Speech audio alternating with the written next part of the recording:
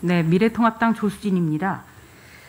후보자님의 소신과 그리고 생각을 알 수 있는 자리, 이것이 바로 국회 인사청문회입니다. 이를 위해서는 후보자님이 어떤 생각을 갖고 계신지 상세하게 설명을 해주셔야 됩니다. 후보자님의 소신 발언, 평소 어떤 생각을 가지고 있는지 자세하게 설명해 주시기를 좀 부탁을 드리겠습니다. 자, 우선 사법부는 민주주의를 지키는 최후의 보루입니다. 사회 갈등의 심판자입니다. 오로지 법과 양심에 따른 공정한 판결을 내려야 합니다. 그래야 우리 사회가 혼란의 소용돌이 속으로 빠져드는 것을 막고 통합으로 나갈 수 있습니다. 그러려면 심판에 대한 신뢰가 굉장히 중요합니다.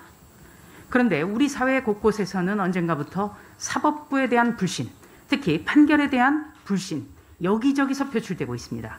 특히 문재인 정부 들어서 어떤 해당 판결이나 판사가 마음에 들지 않으면 원색적으로 비난을 하고 이른바 신상털기를 하는 이런 일까지 벌어지고 있습니다.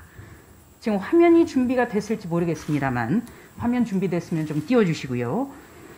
가장 근자에는 광복절에 있었던 광화문 집회를 허용한 판사에 대한 도를 넘는 발언들이 쏟아지고 있습니다. 국회 발언인데요. 정세균 국무총리는 잘못된 집회를 허가했다. 이렇게 지적을 했습니다. 그리고 추미애 법무부 장관은 사태를 안이하게 판단한 것으로 상당하게 안타깝게 생각한다. 사법당국이 책상에만 앉아있을 게 아니라 국민과 협조해야 된다. 이렇게 이야기를 했습니다. 또 더불어민주당의 최고위원 후보로 나섰던 이원욱 의원 같은 경우에는 판세라고 한다. 이렇게까지 원색적인 비난을 했습니다.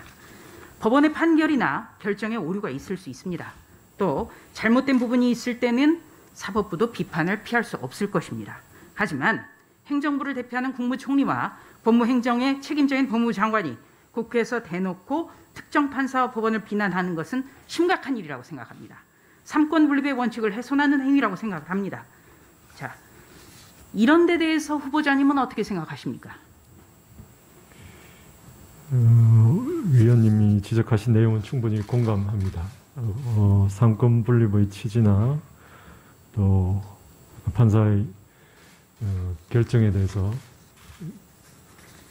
비판할 때 지켜야 될 여러 가지 생각들에 대해서도 위원님 생각이 동의를 할 수 있습니다. 심각하다고 보시는 것이죠? 지금 네. 제가 그 내용을 자세하게 파악하지는 못하고 있습니다만 지금 보여드리지 않았습니까? 심각하게 보시는 것이죠? 원칙적으로 사법부에 대한 비판도 가능하고 판결에 대한 논평도 가능하다고 생각합니다. 그렇지만 사법부의 독립을 침해하지 않는 범위 내에서 비판이나 논평이 돼야 되지 않은가, 그런 원론적인 생각은 하고 있습니다. 네. 최근 이렇게 입법부와 행정부에서 나오는 발언과 행동은 말씀하신 대로 법원의 독립성을 대놓고 침해하는 것입니다. 그래서 심각한 것입니다. 저는 당연히 사법부 수장인 김명수 대법원장이 작금의 사태에 대해서 입장을 밝혀야 된다고 봅니다. 또 김명수 대법원장은 올 시무식을 비롯해서 판사들에게 늘 좋은 재판을 하라 이렇게 강조를 했습니다. 지금의 상황이 과연 좋은 재판을 할 수 있는 상황인가? 저는 후보자님께 여쭙고 싶습니다. 어떻게 생각하십니까? 제가 대법원장님 생각을 말씀드릴 입장은 되지 못하는 걸 이해해 주시기 바랍니다. 아니, 대법원장의 침묵. 네.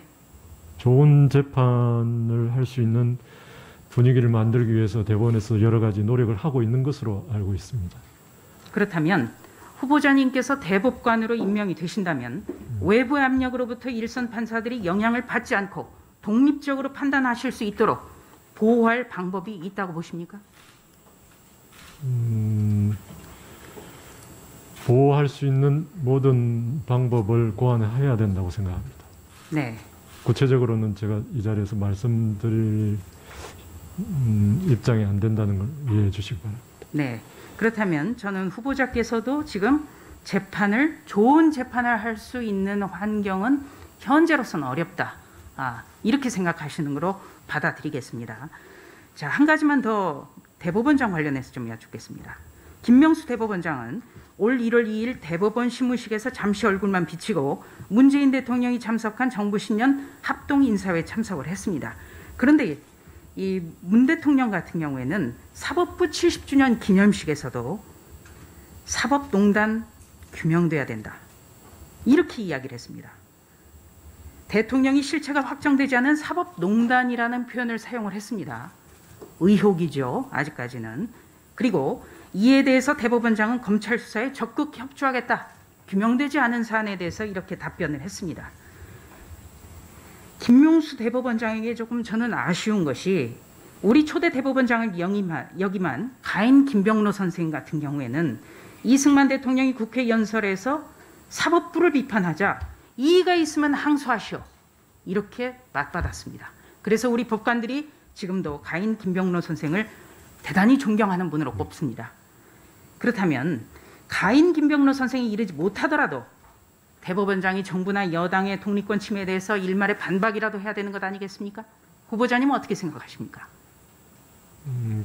대법원장의 위치가 어떤 상태였는지는 제가 잘 알지 못하고 그 부분에 대해서 논평할 입장도 아닌 것으로 생각합니다. 이 점 이해해 주시기 바랍니다. 그렇다면 의혹 단계, 실체가 규명되지 않은, 확정되지 않은 사안에 대해서 대법원장이 말씀하시는 것, 이것에 대해서는 동의하십니까?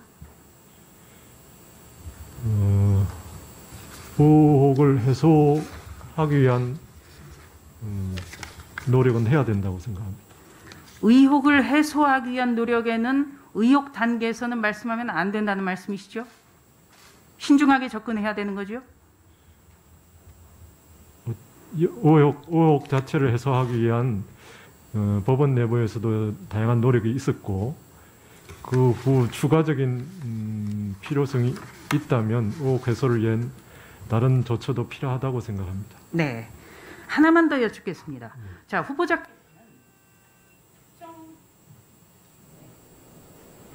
새로운 이슈적이기 때문에 더 안 드리려고 하는 거예요. 꼭 하시겠어요? 네, 1분 더 드리겠습니다. 네, 고맙습니다. 자, 후보자께서 이번에 되셨을 때 인사말에서도 말씀하셨다시피 어떤 특정 단체에 가입돼 있다. 이런 보도가 많이 나왔다고 스스로도 말씀하셨습니다. 자, 우리가 재판에 대한 기대는 이 사회 통합에 대한 것이 있기 때문에 어떤 한쪽에 치우쳐서는 안 된다. 이런 우려가 있거든요. 그런데 지금 사법부는 이른바 사법부의 하나라고 불리는 특정 그룹에 너무나 편중돼 있다. 이런 지적이 끊이지 않습니다. 여기에 대해서는 어떻게 생각하십니까? 그런 지적이 있다는 것은 저도 알고 있지만 우리법연구회를 말씀하시는 것 같은데 우리법연구회가 그런 성격의 단체는 아니라고 저는 알고 있고 제가 서울에서 있는 동안 잠시 활동했지만 주로 학술단체의 성격이 강했기 때문에 우리법연구회가 어떤 특정 성향의 모임이다 이렇게 정리하시는 것은 쉽게 동의하기가 어렵습니다. 스스로 학술연구 모임이라고는 하시지만 요즘 재판에 가는 사람들 모두 이 모임 소속인지를 먼저 확인한다고 합니다. 이것이 저는 지금 우리 재판부의 구성이 우리 사회 구성원들에게 좋지 않은 영향을 미치라고 저는 봅니다. 예, 다음 기회에 질문하고 있겠습니다. 네, 보충 질의에서 계속해 주시기 바랍니다.